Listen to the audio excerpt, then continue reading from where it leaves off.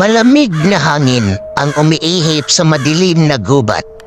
Ang tunog ng mga kuliglig at huni ng mga uwak ay bumabalot sa paligid. Sa gitna ng kagubatan, isang matandang albularyo ang naglalakad. May hawak na sanga ng kahoy at isang lumang sako na puno ng halamang gamot. Sa isang liblib na baryo, may isang albularyo na kinatatakutan at ginagalang ng marami. Ang kanyang pangalan, Pedro Pindoco. Hindi siya isang ordinaryong albularyo. Siya ang takbuhan ng mga taong may sakit na hindi kayang pagilingin ng modernong medisina. Ngunit, higit sa lahat, siya ang bantay ng kanilang bayan laban sa mga nilalang ng dilim. Ang mga aswang, ikbalam, tiyanak, at iba pang nilalang nagkukubre sa anino ng gabi. Gumawa si Pedro ng panggamot sa isang batang may matinding lagnat. Binigyan niya ito ng pinakuluang dahon at sabay na ginagamot gamit ang dasal. Sa ngalan ng inang kalikasan, palayasin mo ang init ng karamdaman. Pagalingin mo ang batang ito. Unti-unting bumaba ang init ng katawan ng bata at ang kanyang ina ay lumuhod sa harapan ni Pedro bilang pasasalamat. Maraming salamat po, Ginoong Pedro. Isa kayong biyaya sa aming baryo. Ngunit sa kabila ng lahat ng kakayahan, may isang lihim na matagal nang bumabagabag kay Pedro. Matapos gamitin ang bata, siya ay tumayo at lumakad patungo sa kagubatan. Tila may hinahanap. Ngunit hindi alam ng marami, may isang lihim na bumabalot sa kanyang pagkatao, ang lihim ng kanyang nakaraan.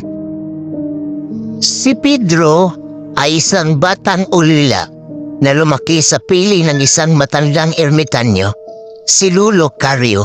Tinuruan siya nitong gumamit ng halamang gamot, dasal at orasyon laban sa masasamang nilalang.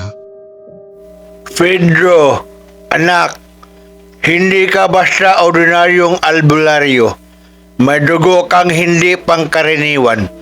Ang iyong ama, isang dakilang mandirigma, at ang iyong ina, hindi siya isang tao. Naguluhan si Pedro sa narinig, ngunit hindi na ito tinanong pa. Sa kanyang isipan, isa lamang siyang simpleng tao hanggang sa isang gabi ng bagong buwan, nagbago ang lahat. Nung gabing yun, habang siya ay nasa gubat upang kumuha ng halamang gamot, may isang kakaibang liwanag ang sumilay sa gitna ng madilim na kagubatan. Ipinakita ang isang mahiwagang liwanag sa malalim na bahagi ng gubat. Si Pedro ay unti-unting lumapit. Sa gitna ng liwanag, isang babae ang nakatayo, isang napakagandang nilalang na may mahabang buhok na animoy kumikinang sa ilalim ng buwan. Sino ka? Pedro, matagal na kitang hinintay. Ako si Amara, anak ng kaharian ng Encantasia. Si Pedro ay nabighani sa kagandahan ni Amara. Ngunit bago pa siya makapagtanong, biglang may malalakas na alulong ang pumailan lang sa hangin. Mga anino ng halimaw ang lumitaw mula sa kadiliman. Mga aswang. Biglang sumalakay ang mga aswang. May matatalas na kuko at pampupulang mata. Wala nang oras para tumakbo. Sa unang pagkakataon, nasaksihan ni Pedro ang totoong anyo ng kasamaan. Naglabas ng matalim na ngipin ang mga aswang, handang lapain sina Pedro at Amara. Pedro, tanggapin mo ito.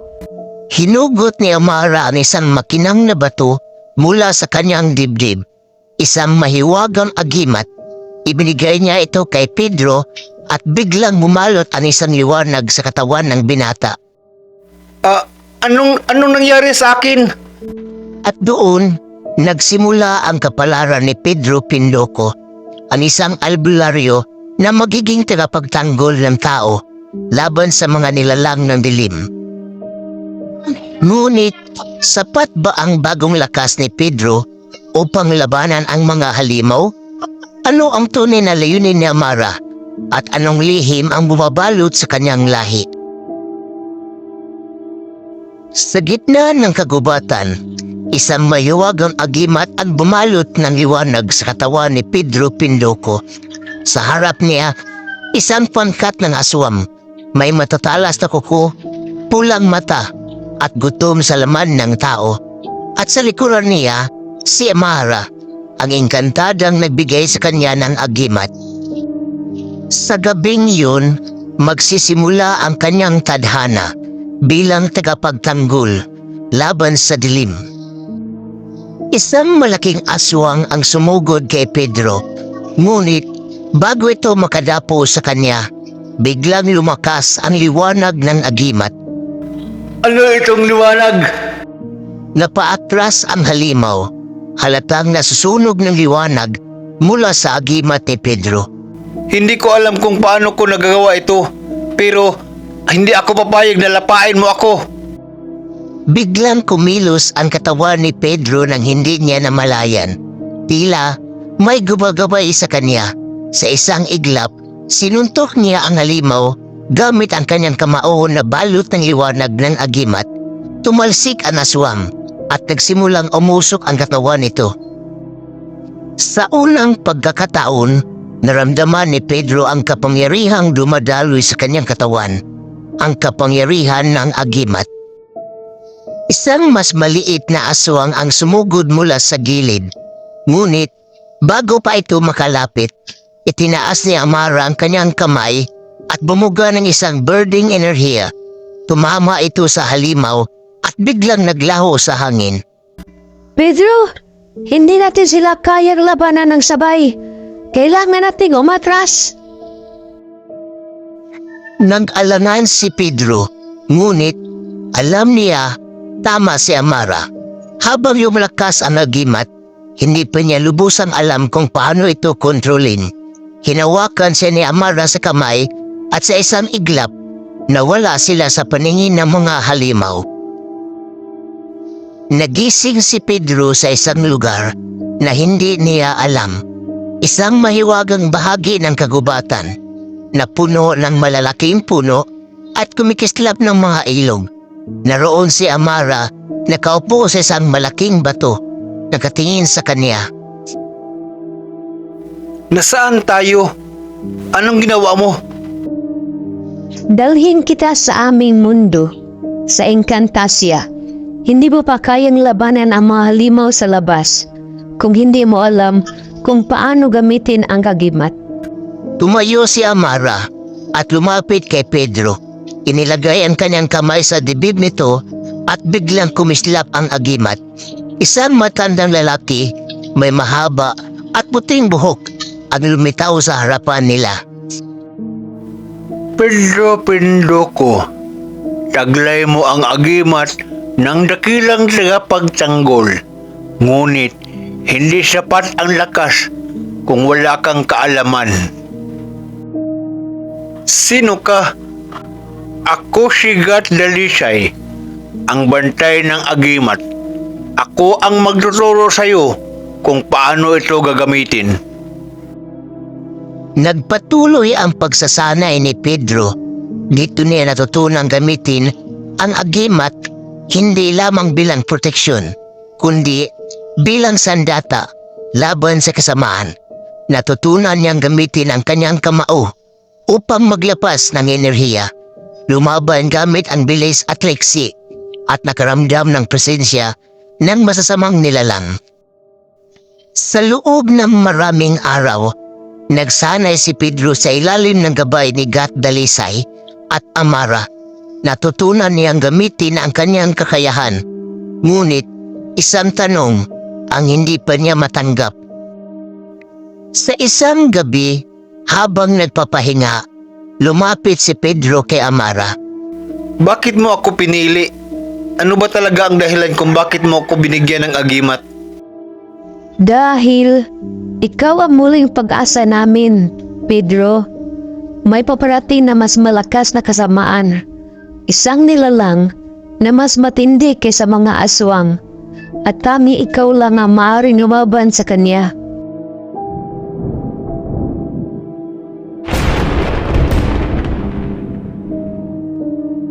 Biglang gumuhit sa langit ang isang pulang kidlat, hudyat ng isang paparating na panganib. Sino ang nilalang na to? Ano ang tunay na plano ng mga aswang? At paano harapin ni Pedro ang kanyang tadhana bilang tagapagtanggol? Matapos ang masinsinang pagsasanay, unti-unting natutunan ni Pedro Pinduco ang tunay na lakas ng kanyang agimat. Ngunit sa kabila ng kanyang bagong kakayahan, isang mas malaking panganib ang naghihintay. Isang nilalang na mas masama, mas malakas, at mas gutom sa kapangyarihan.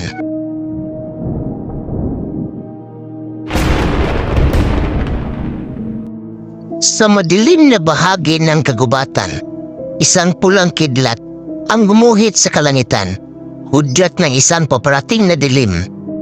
Magsisimula ang eksena sa isang madilim at masukal na kagubatan. Maririnig ang mga halakhak ng masamang nilalang sa malayo. Sa gitna ng kagubatan, isang dambuhalang nilalang ang nagising mula sa pagkakahimlay, isang lakan ng dilim, isang makapangyarihang pinuno ng mga aswang. Matagal akong natutulog. Ngunit ngayon, panahon na upang bawiin ang mundong inagaw sa akin. Sa isang iglap, bumukas ang lupa at mula rito, lumabas ang hindi mabilang na halimaw, mga aswang, tikbalang at maligno. Lahat ay handang sumunod sa kanilang bagong pinuno. Sa libu-libong taon, pinipigilan ng mga engkanto ang pagbangon ng kasamaan. Ngunit ngayon, bumalik ang isang sinaunang puwersa na maaaring sumira sa balanse ng mundo. At tanging isang madirigma ang maaaring umadlang sa kanila, si Pedro Pinduco. Sa Encantasia, nakaupo si Pedro sa ilalim ng isang puno. Hawak ang kanyang agimat. Iniisip ang lahat ng nangyari. Biglang lumapit si Amara. May lungkot sa kanyang mukha. Pedro, dumating na ang oras. Ang nilalang na kinatatakutan ng maming lahi ay nagising na. Sino siya? At bakit ako ang kailangan lumaban sa kanya? Siya ang lakan ng dilim, ang unang hari ng mga aswang. Noon pa man, siya na ang nagpapahirap sa aming lahi. Ngunit, nang gamitin ng mga engkanto ang kanilang huling kapangyarihan, naipakulo siya sa kailaliman ng lupa. Ngayon, nagising siyang muli at wala ng sapat na lakas ang aming lahi upang pigilan siya. Kaya ikaw, Pedro, ikaw na ang bagong mandirigma, ang huling pag-asa ng liwanag. Tumayo si Pedro, mahigpit na hinawakan ang kanyang agimat. Alam niya, wala nang atrasan ito. Isa na siyang mandirigma at hindi niya hahayaang masaktan ang mga inosente. Kung ganun, kailangan kong maging mas malakas. Kailangan kong protektahan ang mundo natin. Si Pedro ay bumalik sa mundo ng mga tao. Sa isang tahimik na baryo, isang batang babae ang umiyak habang niyayanig ng takot ang buong bayan. Dumating si Mang Lando, matandang taga-baryo, nakikiusap kay Pedro. Pedro, dumating ka sa tamang panahon. May halimaw na dumukot sa anak ko. Dinalas ka sa kakahuyan. Ito na ang unang pagsubok ni Pedro bilang tagapagtanggol ng sangkatauhan. Walang inaksayang oras si Pedro. Dala ang kanyang agimat, tumakbo siya papunta sa kagubatan. Sa bawat takbam, ramdam niya ang bigat ng kanyang misyon. Hindi lang ito laban para sa isang bata, kundi laban para sa lahat ng taong hindi kayang ipagtanggol ang kanilang sarili. Sa gitna ng madilim na kagubatan, naroon ang isang tikbalam, isang namuhalang nilalang na may katawan ng tao, ngunit ulo ng kabayo. Hawak nito ang batang babae na umiyak sa takot. Walang sino man ang makakapigil sa amin. Ang lakan ng dilim ay bumalik na. Hindi ko hayaang magtagumpay kayo. Biglang kumislap ang kanyang agimat at sa isang iglap, ang kanyang kamao ay nabalot ng gintong liwanag. Sa isang mabilis na galaw, sinugod niya ang tigbalam at hinakaw ito ng isang suntok na nagpapagalaw sa buong lupa. Napaurom ang halimaw, ngunit hindi ito bumagsak. Sa halip sumugod ito kay Pedro gamit ang matatalim nitong kuko, ngunit sa huling segundo, iniwasan ito ni Pedro at gumanti ng isang sipa na may apoy na agimat. Nagliyab ang katawan ng tikbalam hanggang sa ito'y mapatumba sa lupa. Sa unang pagkakataon, napagtanto ni Pedro ang kanyang tunay na lakas, ngunit alam niya ito pala na ang simula. Mas malalakas pang nilalang ang darating at mas matinding laban ang kanyang haharapin. Dinala ni Pedro ang batang babae pabalik sa kanyang pamilya. Ang buong baryo ay nagtipon at nagpasalamat sa kanya. Ngunit hindi na siya naghintay ng papuri. Tumingin siya sa kalangitan. Alam niya o parating ang mas malaking digmaan. Matagumpay niyang nailigtas ang bata.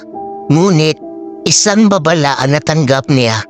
Hindi ito ang katapusan, kundi simula lamang ng isang mas matinding labanan. Sa kabila ng kanyang bagong lakas, ramdam ni Pedro Pindoco ang bigat ng kanyang misyon. Ang mundo ng mga tao at engkanto ay nasa panganib, at ang kanyang agimat lamang ang may kakayahang harapin ang paparating na dilim. Ngunit, ang bawat kapangyarihan ay may kapalit, at hindi niya alam ang tunay na halaga ng kanyang agimat. Si Gat Dalisay naroon sa lumang kuweba sa loob ng kagubatan. Isang matandang tagapagalaga ng lihim na agimat nakatayo sa harap ng sinaunang altar. Biglang dumating si Pedro kasama si Amara, dala ang isang piraso ng nasunog na balahibo mula sa tibalag na tinalo niya. Gat Dalisay, may mas malakas pang mga halimaw. Lumalakas sila at parang may nagpapalakas sa kanila. Pedro, matagal na kitang hinihintay. Ang agimat na hawak mo ay may lihim at panahon na upang malaman mo ang tunay nitong kapangyarihan. Itinaas ni Gat Dalisay ang isang sinaunang balumbon ng engkanto at sa isang iglap, lumitaw ang anino na nakaraang mga mandirigma, mga naunang nagmay-ari ng agimat. Lahat sila ay nakipaglaban sa kasamaan. Pedro, may kapalit ang agimat mo. Bawat laban, bawat dugong pumatak, may isang bagay na unti-unti nawawala sa iyo. Anong ibig mong sabihin? Pedro, ang agimat mo ay hinugis mula sa diwa ng mga sinaunang mandirigma. Ngunit sa tuwing ginagamit mo ito, isang bahagi ng iyong pagkatao ang mawawala. Hindi ito panghabang buhay. Darating ang araw na babawiin ito ng kapalaran. Nagningning ang agimat sa leg ni Pedro. Tila may sariling buhay. Ramdam niya ang bigat ng mga salita ni Gat Dalisay, ngunit hindi siya natatakot. Handa siya ni paglaban ang sangkatauhan kahit ano pa ang kapalit. Sa gitna ng kagubatan, isang kakaibang nilalang ang nagising. Isang itim na alitaptap, isang sugo ng lakan ng dilim. Ang lumipad mula sa kuweba ng kasamaan.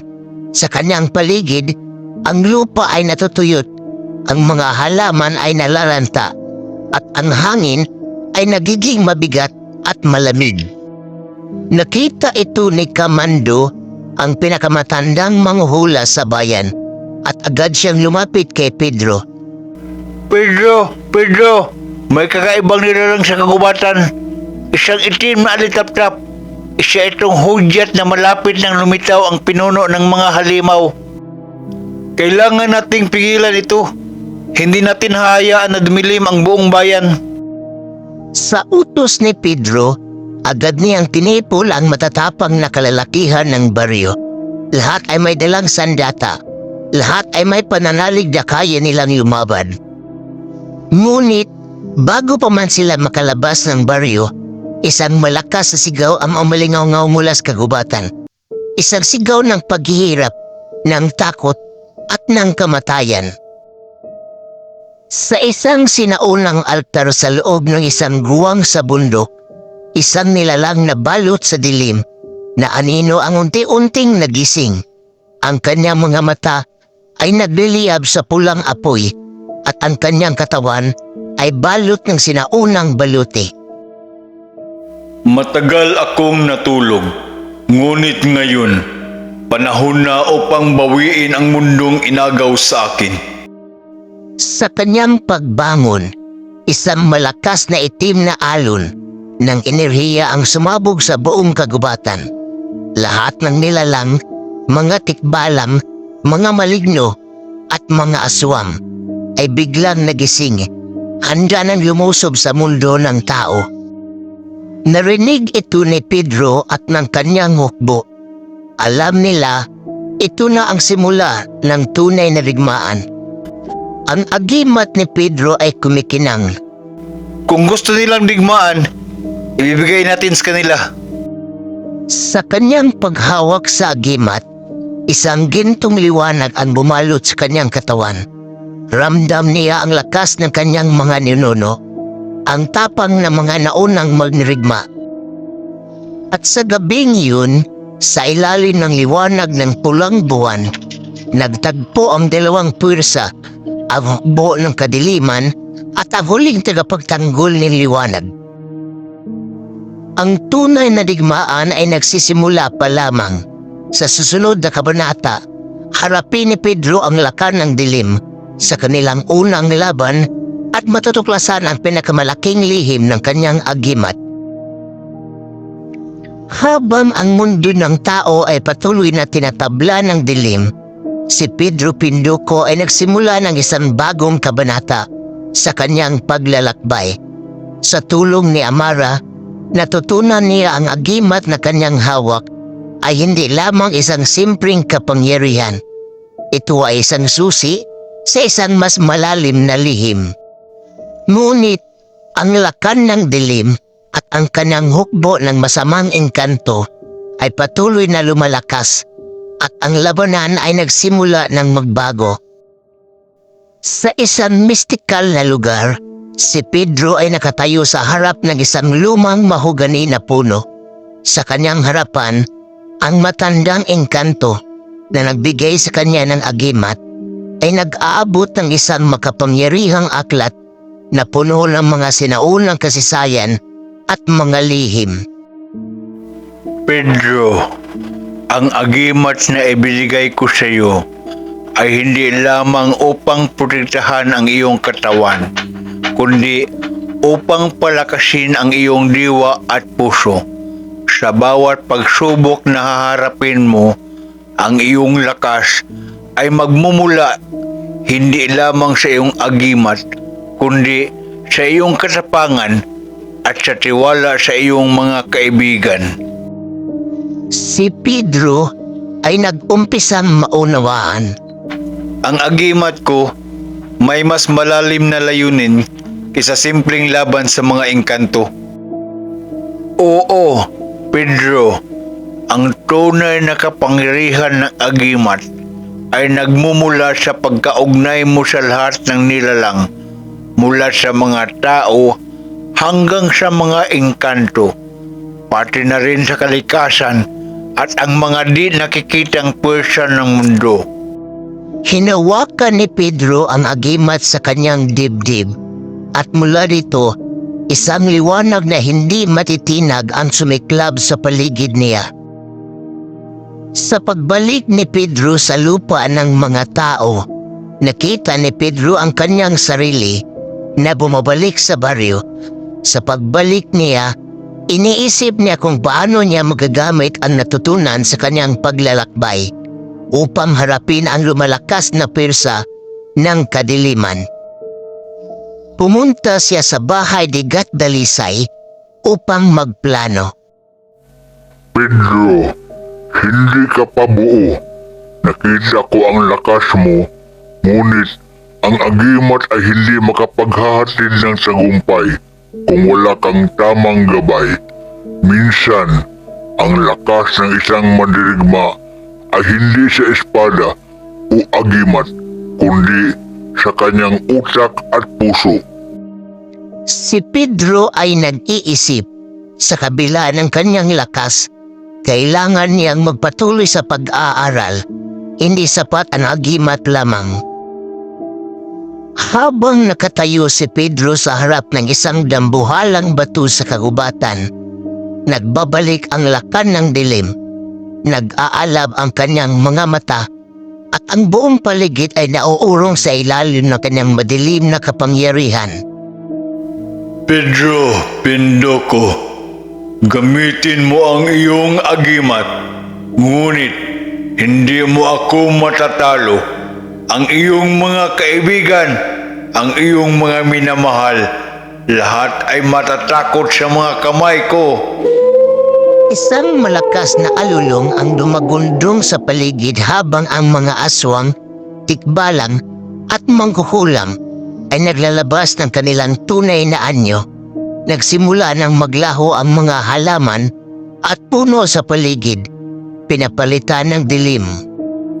Hindi ko kayang mag-isa, ngunit hindi ko rin kayang mawala ng pag-asa. Labanan natin ito! Si Pedro ay sumugod sa direksyon ng lakan ng dilim. Ang agimat sa kanyang kamay ay kumikislap ng ginto. Habang siya ay lumalapit, ang agimat ay nagalabas ng isang malakas na liwanag, sumasalungat sa mga anino ng kalaban. Ang sagupaan ay matindi. Ang lakan ng dilim ay patuloy na pinapalakas ang kanyang mga alagad. Ngunit, ang tunay na lakas ni Pedro ay hindi mula sa kanyang agimat. Sa bawat akbang, natuto siyang magtiwala sa kanyang sarili, sa kanyang mga kaibigan, at sa mga aral na natutunan mula sa mga engkanto. Sa gitna ng labanan, si Amara ay lumitaw mula sa isang liwanag at gumamit ng kanyang sariling kapangyarihan upang palakasin ang proteksyon sa paligid ni Pedro. Sa isang iglap, isang maladaluyong na enerhiya at pumutok mula sa agimat ni Pedro. Tinatanay ang mga dilim at pinapalakas ang mga tao sa paligid niya. Habang bumangon ang mga bayani at nakikipaglaban, naramdaman ni Pedro ang isang pagbabago sa kanyang katawan at isip. Ang kanyang agimat ay hindi lamang isang bagay para sa labanan. Ito ay isang gabay, isang pagpapalad at pag-uugnay sa kanya sa bawat nilalang na may malasakit sa kalikasan at kabutihan. Matapos ang matinding labanan, si Lakar ng Dilim ay tinalo. Ang kanyang katawan ay naglaho sa mga alon ng liwanag. Ang gabi ng dilim ay natapos, ngunit ang tunay na laban ni Pedro Pindoco ay hindi pa tapos. Ang kanyang agimat sa wakas ay naging mas than a weapon. It is a new beacon of hope. At habang lumalapit ang bagong araw, alam ni Pedro na siya ay hindi nag-iisa. Sa tulong ng kanyang pamilya, ng mga engkanto at ng mga kaibigan, magpapatuloy ang kanyang laban. At sa bawat pagsubok, matutuklasan niya pa ang higit na lakas ng kanyang agimat at kung paano niya magagamit ito para sa kabutihan ng buong bayan. Matapos ang matinding labanan, laban kay Lakan ng Dilim, si Pedro Pindoco ay naglakbay patungo sa isang misteryosong puok sa gitna ng kagubatan. Tinutulungan ng kanyang agimat na gabayan siya patungo sa isang makapangyarihang portal na may kasamang liwanag at dilim. Ang mga aswam at masasamang engkanto ay patuloy na lumaglaganap, ngunit si Pedro ay handa nang harapin ang pinakamalupit na pagsubok. Habang ang gabi ay dumating at ang mga bituin ay nagsimulang magniningning sa langit, si Pedro Pinduco ay nagpatuloy sa kanyang misyon sa tulong ng kanyang agimat at ng mga kaibigan niyang engkanto. Natutunan niya ang labanan ay hindi lamang tungkol sa lakas o kapangyarihan. Ito ay tungkol sa pagkakilala sa sarili, pag-unawa sa mga pagkatalo, at ang tamang paraan ng paggamit ng kapangyarihan. Ngunit, ang pinakamalupit na hamon ay nasa harapan pa niya, ang tunay na lihim ng agimat. Dahil sa kanyang pananabik na malaman ang buong kwento ng agimat, dumaan si Pedro sa isang masukal na kagubatan. Sa harap niya, matatagpuan niya ang isang misteryosong kuweba na may simbolong engraved sa pader, mga sinaunang runa na may lihim na mensahe. Ang agimat na to, may mas malalim na kahulugan pa? Hindi ko alam kung anong magiging epekto nito sa aking buhay, ngunit naramdaman kong ito ang sagot. Pagpasok ni Pedro sa kuweba, siya ay sinalubong ng isang engkantada. May mahabang buhok at mata na kumikislap ng kulay bughaw. Ang kanyang itsura ay mistiko at ang aura niya ay puno ng kapangyarihan at hiwaga. Pedro Pinduco, ikaw ay naglalakbay ng malayo at narito ka upang malaman ang tunay na kahulugan ng agimat. Ngunit, bago ka magpatuloy, dapat mong matutunan ang mga lihim na nakatago sa kasaysayan ng ating lahi. Ano ang ibig mong sabihin? Hindi ko alam ang buong kwento ng agimat ko. Ang agimat na iyong hawak ay hindi lamang para sa digmaan.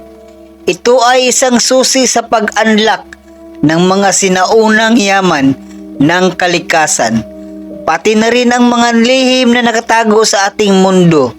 Ngunit may isang malupit na pagsubok na kailangang pagdaanan mo upang ganap mong maintindihan ito. Si Pedro ay nagpatuloy sa kanyang misyon at sa kanyang paglalakbay, nakatagpo siya ng mga bagong engkanto at nilalam. Sa kabila ng kanyang lakas, nahanap niya ang mga hindi pa niya nakikitang misteryosong pwersa na nagbigay sa kanya ng mga pagsubok upang mapagtanto ang tunay na layunin ng agimat. Pedro, sa bawat hakbang na ginagawa mo, binibigyan ka ng mga bagong kaalaman. Huwag mong kalimutan na ang agimat ay naglalaman ng kasaysayan ng ating mga ninuno. Ang bawat piraso ng kasaysayan ay maghahatid sa iyo ng isang malalim na pagpapasya na makakatulong sa iyo upang matutunan kung paano gamitin ang iyong lakas.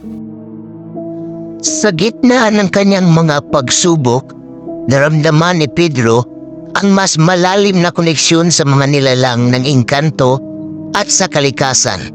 Sa bawat pagdaan ng oras, ang agimat na hawak niya ay nagiging mas matibay at puno ng pag-asa.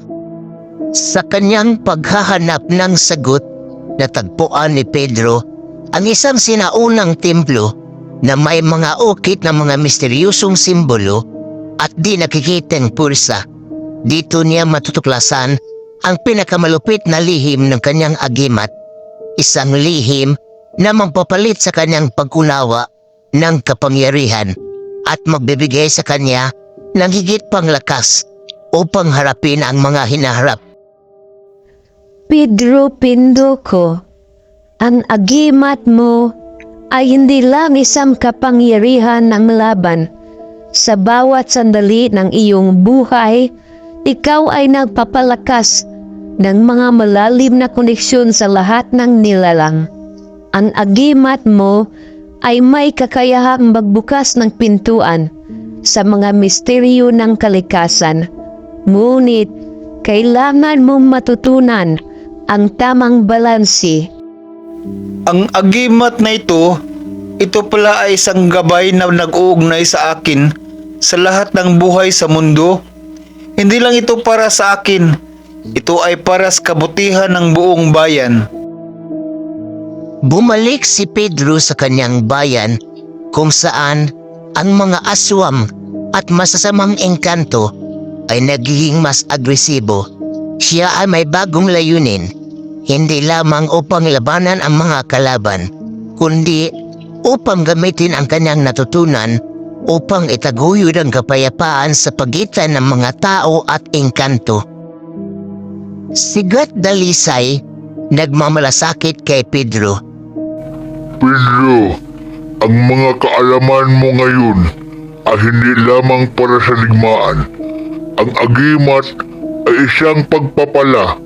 Ang tunay na laban ay hindi laban sa mga engkanto at aswang, kundi laban sa mga pagkakaiba na naghiwalay sa atin.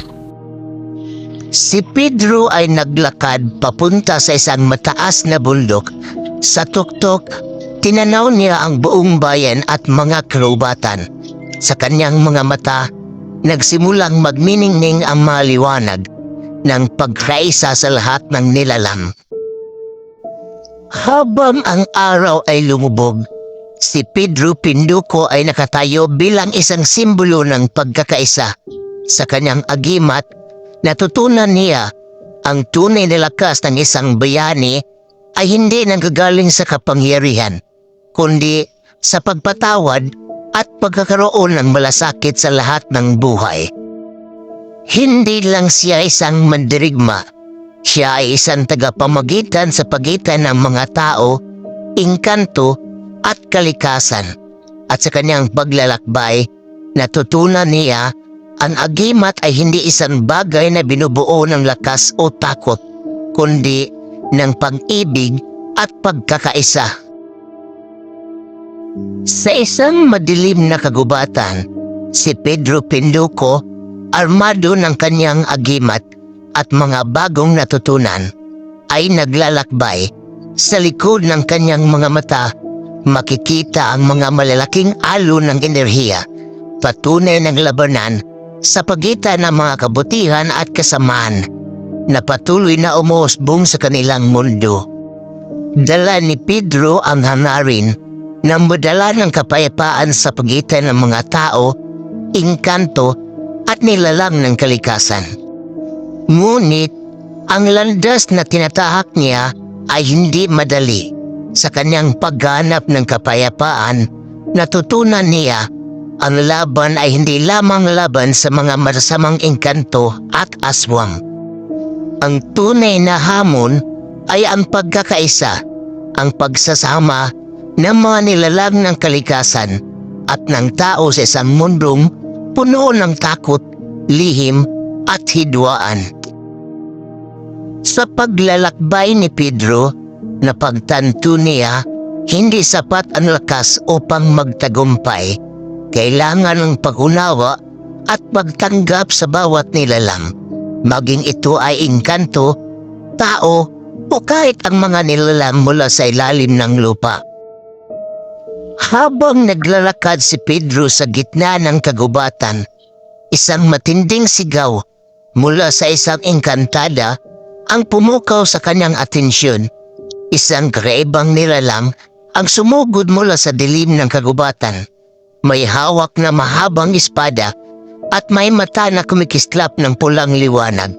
Ang puwersa ng dilim ay nagsisimulang magpatindi ng takot sa buong kagubatan.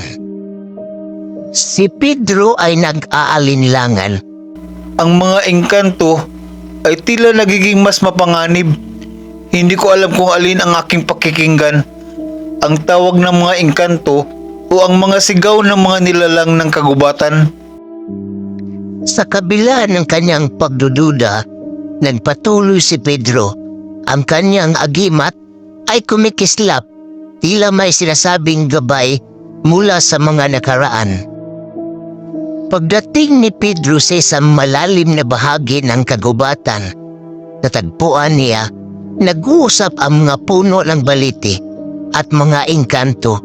Sila ay may isang matinding pagtatalo tungkol sa paghahari ng kagubatan at mga nilalang ng kalikasan. Si Pedro ay nagpasya na makialam. Alam niya kailangan niyang makuha ang tiwala ng mga nilalang at engkanto upang magkaisa sila laban sa masamang puwersa. Biglang nagsalita ang engkantada.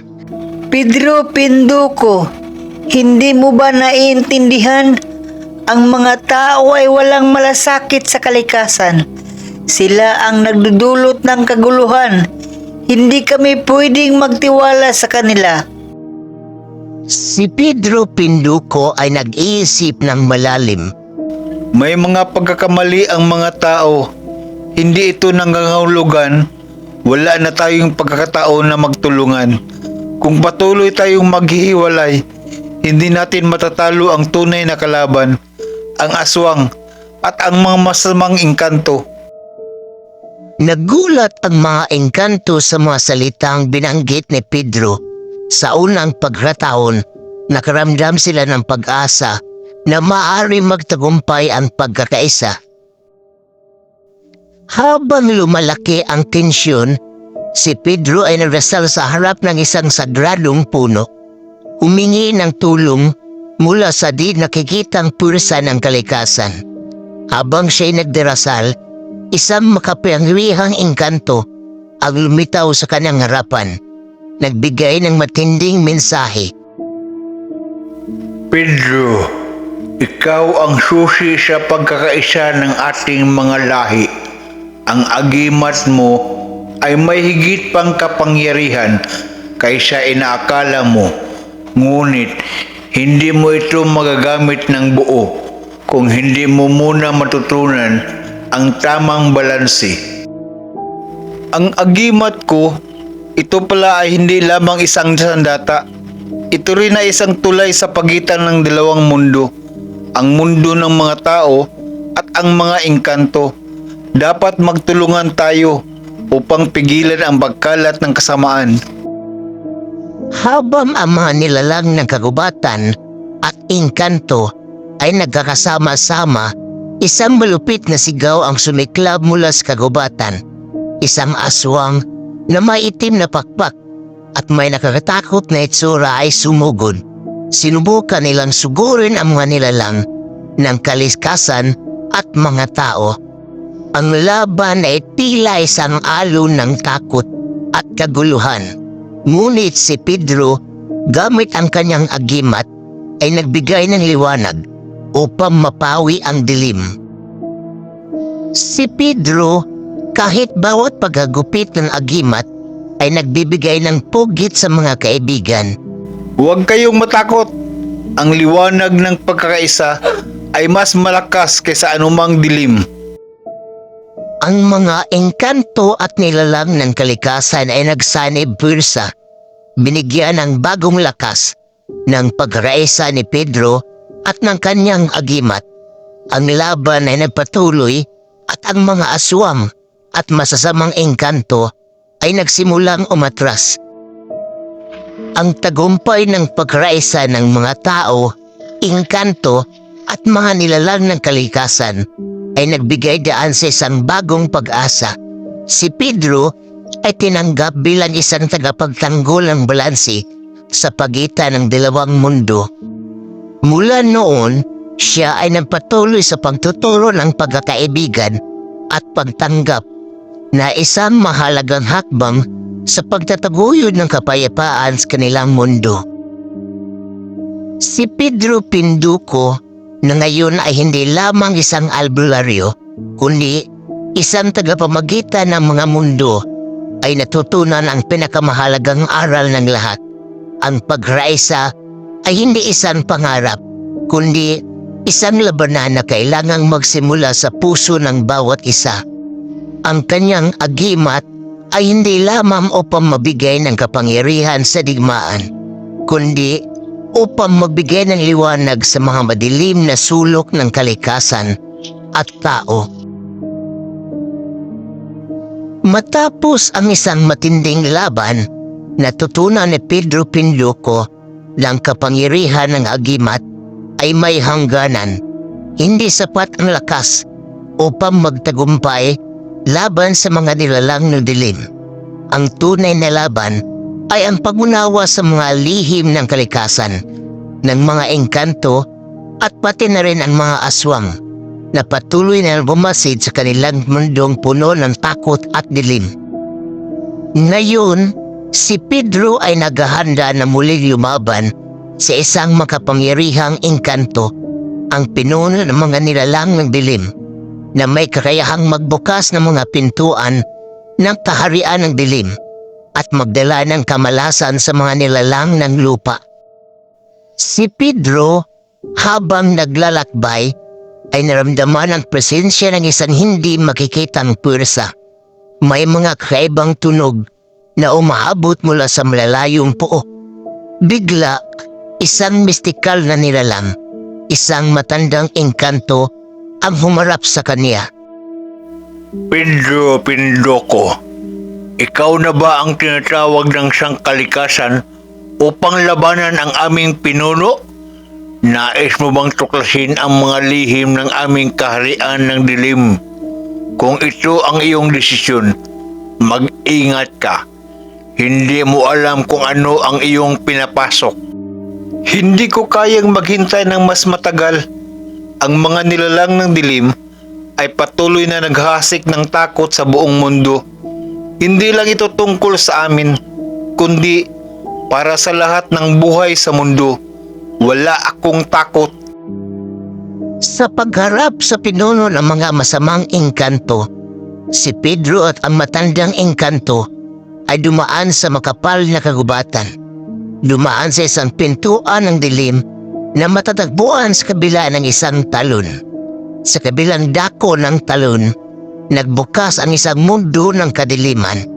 Isang lugar kung saan ang mga nilalang ay hindi natatakot magpakita ng kanilang mga tunay na anyo. Si Pedro, buo ng tapang. Ang kanyang agimat niya ay nagliliyab ng liwanag. Ang agimat ko ay magsisilbing gabay sa aking landas. Hindi ko hahayaan na magtagumpay ang mga engkantong nagdadala ng takot. Sa harap ni Pedro ay isang napakadilim na puo, at sa dulo ng landas ay nakita niyang lumalapit ang pinuno ng mga engkanto. Isang nilalang na may itim na pakpak, may mahabang kuko at mata naglalabas ng apoy.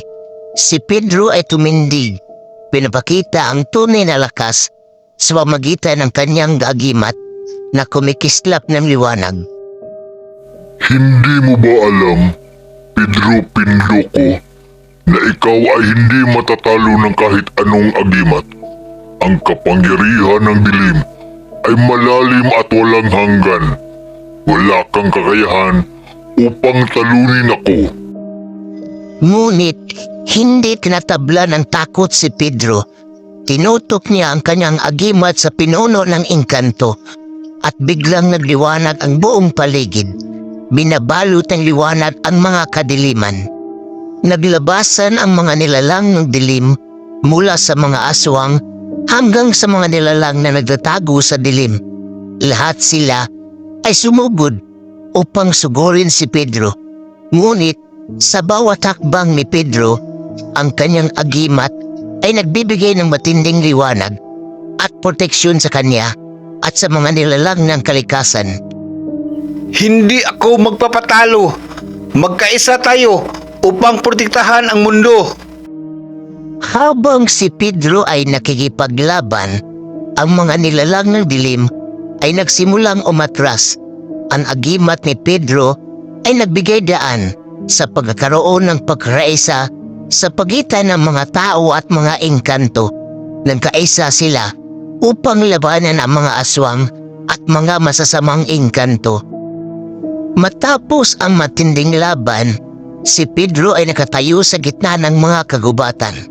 Ang kanyang agimat ay kumikislap, tanda ng tagumpay. Ang mga nilalang na dilim ay matras at ang mga engkanto ay nagpasalamat kay Pedro sa kanyang tapang at pagkakaisa. Pedro Pindoco, ikaw ay isang tunay na tagapagtanggol ng kalikasan at mga nilalang. Ang iyong tapang at dedikasyon ay magdadala ng kapayapaan sa mundo ng puno ng takot. Sa pagtalikod ni Pedro mula sa kaharian ng dilim, natutunan niya ang agimat ay hindi lamang isang sandata, kundi isang tulay sa mga pusong naglalaban. Ang tunay na laban ay hindi lamang sa mga nilalang ng dilim, kundi sa pag-unawa at pagtanggap sa bawat nilalang ng kalikasan at tao. Matapos ang mga taon ng paghibaka at sa tulong ng kanyang agimat, si Pedro Pindoco ay muling haharap sa pinakamalupit na engkanto, ang pinuno ng mga nilalang ng dilim, upang wakasan ang lahat ng ito. Ang kanyang tapang, lakas at mga sakripisyo ay magtataglay ng bagong kapalaran para sa sangkatauhan at mga engkanto. Pedro Pindoco, ang iyong laban ay magtatapos ngayong gabi. Wala kang magagawa upang labanan ang aming kapangyarihan. Ang agimat mo ay walang lakas laban sa aming tunay na puwersa. Si Pedro ay humarap sa isang napakadilim na anyo, isang malupit na engkanto na may mga pakpak na parang paniki at katawan na napapalibutan ng itim na apoy. Ang nilalang ay lumakad patungo kay Pedro. Ang mga mata nito ay kumikislap ng masama. Ang agimat ko ay hindi lamang isang piraso ng metal o bato. Ito ay simbolo ng pag-ibig, pagkakaisa at pag-asa ng lahat ng nilalang. Hindi ko hayaan na ang dilim ang magtatangumpay. Nagpalakas si Pedro at inaangat ang kanyang agimat na nagsimulang magbigay ng maliwanag na liwanag. Ang buong paligid ay umilaw sa isang magandang enerhiya. Ang kanyang lakas ay muling lumakas dahil sa kanyang paniniwala at tapang. Nagkaroon ng matinding laban sa pinuno ng dilim. Ang mga aswang at mga masasamang engkanto ay nagsimula ring magpakita, handang magtantang sugurin si Pedro. Ngunit ang agimat na binigay sa kanya ng kanyang asawa, ang engkanto, ay nagsimulang magbigay daan sa mga bagong kapangyarihan. Ang pagmamahal ko sa aking pamilya at sa mga nilalang ng kalikasan ang magbibigay lakas sa akin upang tapusin ito. Hindi ako magpapatalo sa inyo. Si Pedro ay lumaban ng walang takot. Ang bawat hampas ng kanyang espada at ang pagsabog ng liwanag mula sa agimat ay nagdulot ng takot sa mga aswang at engkanto. Ang mga nilalang ng dilim ay nagsimulang umatras. Hindi matanggap ng isang tao, armado ng tamang pagraisa, ay kayang talunin sila. Ikaw, walang kwenta ka. Hindi mo kami kayang talunin. Hindi mo alam kung gaano kalalim ang aming kapangyarihan. Sa isang pagsabog ng enerhiya, ang pinuno ng dilim ay nagsimulang magbago ng anyo. Ipinapakita ang pinakamalupit na anyo nito. Isang nilalang na puno ng buot at kadiliman. Ngunit ang liwanag ng agimat ni Pedro ay patuloy na nabigay lakas. Ang agimat ko ay hindi lamang gawa ng mga engkanto. Ito ay bunga ng pagkakaibigan, pagmamahal at pagkakaisa sa lahat ng nilalang sa mundo.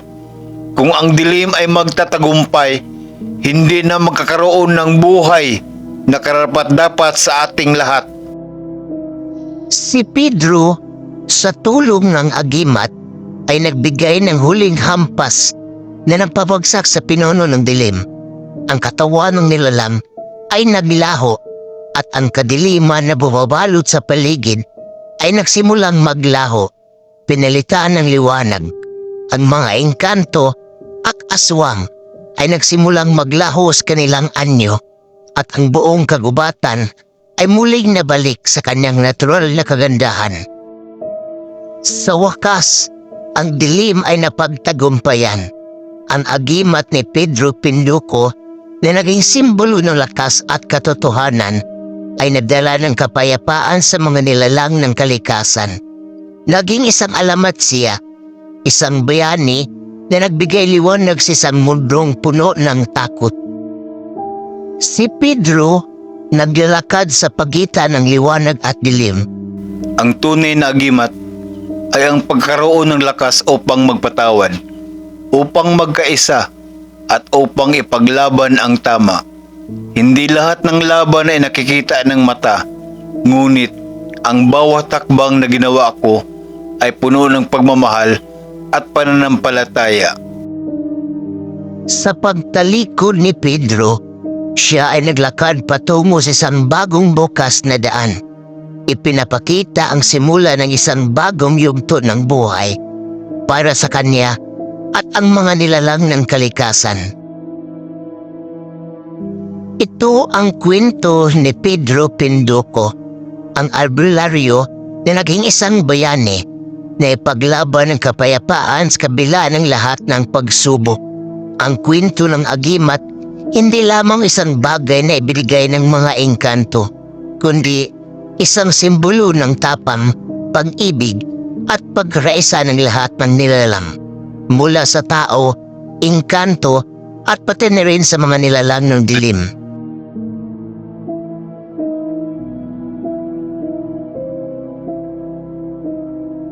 At dito nagtatapos ang ating kwento ng agimat, isang piraso ng kasaysayan at misteryo na patuloy na bumabalot sa ating kultura.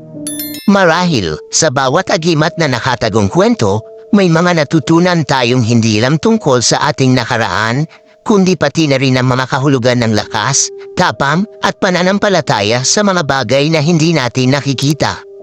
Pero tandaan, hindi sa lahat ng pagkakataon ay may agimat na kailangan. Minsan, ang pinakamalakas na agimat na mayroon tayo ay ang ating sarili, ang ating tapang, pag-unawa at tiwala sa ating kakayahan. Kaya't hindi ba't mas maganda kung maging agimat tayo sa ating sariling buhay upang magbigay ng inspirasyon sa iba? Kung ikaw ay nahumaling sa mga kwento ng agimat o kaya'y naghahanap pa ng iba pang mga misteryo ng ating kultura, huwag kalimutang mag-subscribe, i-like at i-share ang video na ito. Maraming salamat sa pagtangkilik at muling magkita tayo sa susunod na kwento na tiyak ay magbibigay sa inyo ng mga bagong kaalaman at kabiganian. Hanggang sa muli, mga kaagimat.